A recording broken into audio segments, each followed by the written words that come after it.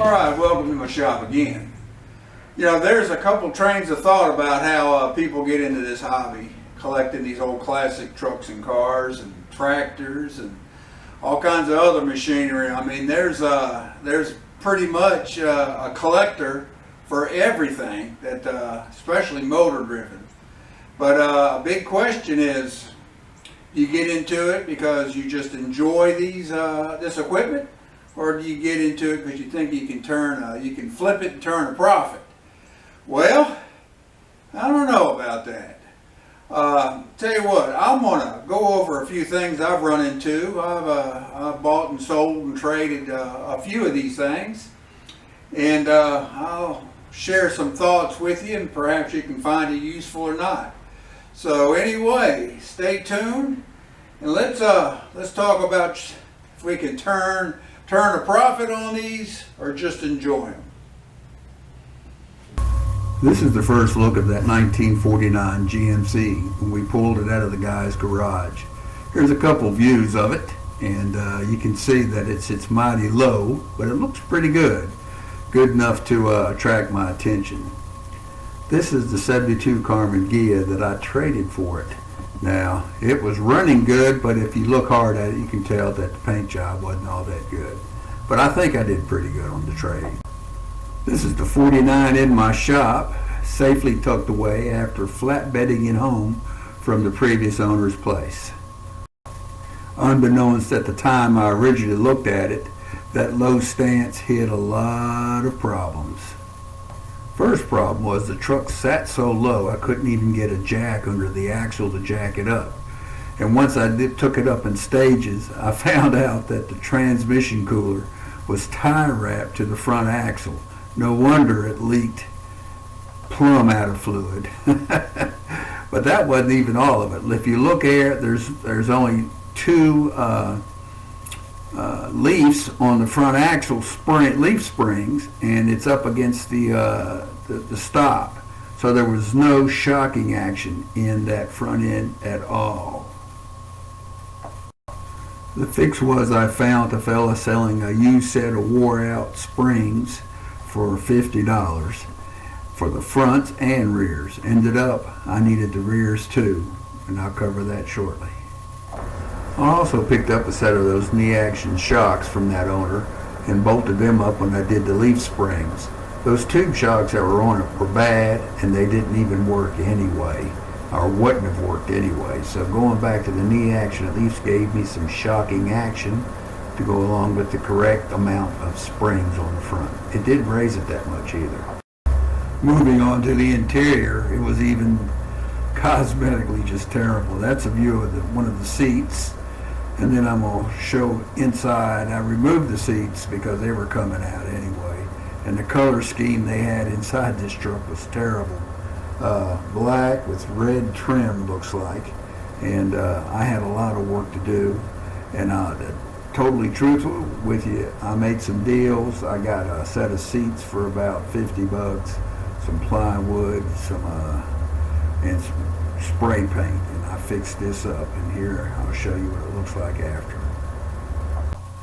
Okay, here's an almost finished product. If you'll notice, those are Tacoma seats. I've painted the interior hammered brown, and you also notice that the windshields are out because I had to replace the windshields. And you also notice the steering wheel's out, but I go back with the original steering wheel I just painted up. It's 100% improved over what it was, and just even the painting was good. The gauges, original gauges, did not work. If you look there where the radio would go, I'm pointing at it there, that is a GPS speedometer and also mileage tracker. And there's a gas gauge underneath the dash. So I had all the gauges needed. I just, the original gauges were unworkable, and I wasn't going to spend money on them. Moving on to the engine, the 79 250 that the previous owner had put in was shot. The manifold, it's an integrated intake manifold and exhaust manifold, and it was cracked.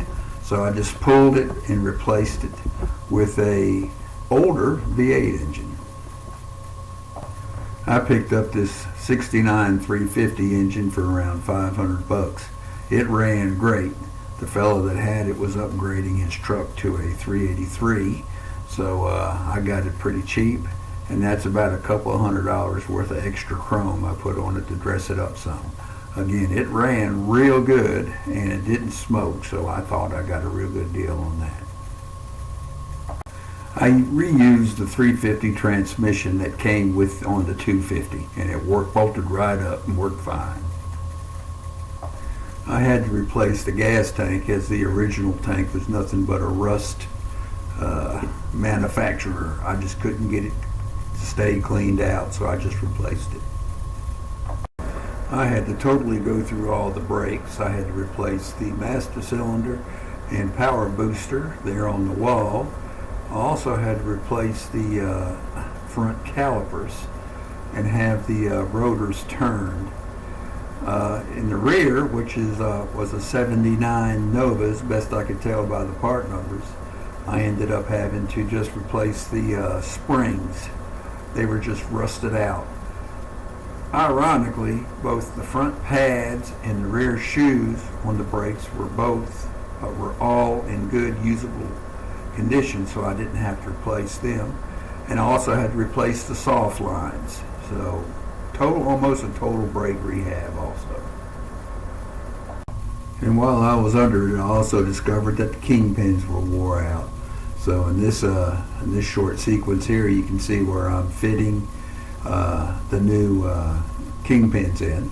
Now, I didn't show, I made a whole video on this where I fitted the actual bushings into the spindle that I'm installing back onto the axle, and then I installed the new Kingpin in through it. The spindles wore too much to where the new bushings, they fit in there tight enough. Now, it's funny with these half-ton trucks is that when it comes to Kingpins, that the bushings that fit in the spindle, the upper and lower bushings, they can actually move in the spindle. They aren't pressed in. So anyway, I had to also replace the Kingpins on this 49 GMC. A new engine calls for a new exhaust. So I purchased 2 new Dynamax mufflers, and then I had custom pipes made at a muffler shop. All in all, I probably have about 250 bucks in that exhaust system. And sounded pretty good too, as you all will hear. Here's a rough summation of this flip. I purchased the non-running Carmen Ghia for $1,800 and put roughly $1,500 more in it for a total of $3,300, not counting my labor. I straight up traded for the 49, which also wasn't running. I put roughly $3,500 into the GMC, not counting my labor also. I didn't show that I added heater, radio, windshields, and side glass, so the total out to $6,800, and I sold it for $97.50. It would appear that I did okay as long as I don't figure my labor. So in conclusion, unless you find the deal of the century, don't expect to flip for a profit. Instead, enjoy the journey and also enjoy the destination. Have a good one, and we'll see you around on the next one.